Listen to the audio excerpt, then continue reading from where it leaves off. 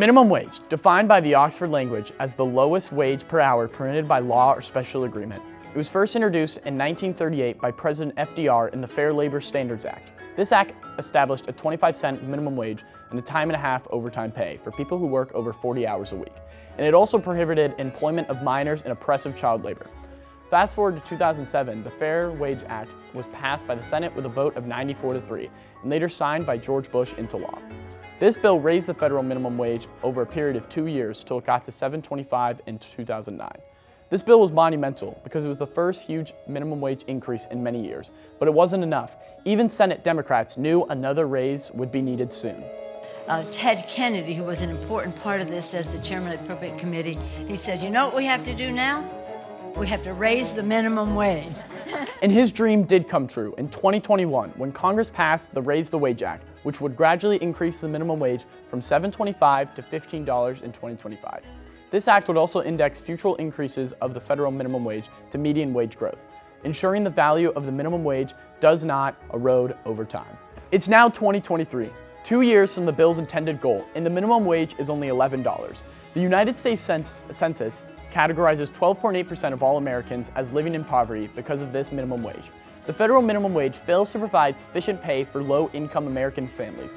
Low-paid workers may need to work extra jobs to pay bills and are often unable to save for emergencies, says Greg Iannucci from CNBC. The Economic Policy Institute believes that raising the minimum wage to $15 would positively benefit 32 million Americans. As Nancy Pelosi says, America's workers deserve a raise. To get there, we need the help of all of Congress who have let the American people down time and time again. Therefore, many nonprofit organizations look into their own hands to lobby Congress to join this wage war. NELP was founded in 1969, but is still advocating for an inclusive economy. The federal minimum wage sets a floor, and wages cannot go below that. We need a strong wage floor in this country because far too many employers will only pay as little as they have to legally. And what that does is it depresses wages for everybody, but in particular, it depresses wages disproportionately for workers of color and for women workers. Over the next decade, they will build Black and immigrant worker power and advance transformative solutions to achieve racial and economic justice. Over 400,000 Americans work multiple jobs just because one minimum wage job is not enough. Fran Marion, a parent who earns minimum wage, shared her thoughts on this issue. I'm a single mother of 2 teenagers, Raven and Rashad. And I work at McDonald's in Kansas City, and I've been working fast food most of my adult life. I joined the Fight for 15 in the union 5 years ago, and I've been standing up with my coworkers ever since, demanding $15 and a voice on our job. Even though I worked in fast food for more than 2 decades, McDonald's barely pays enough to support myself, let alone my kids. In Virginia alone, 3% of hourly employees earn minimum wage or less. These people are forced to survive on meager wages. Workers from 7-Eleven to Target are struggling to make ends meet with the current federal minimum wage.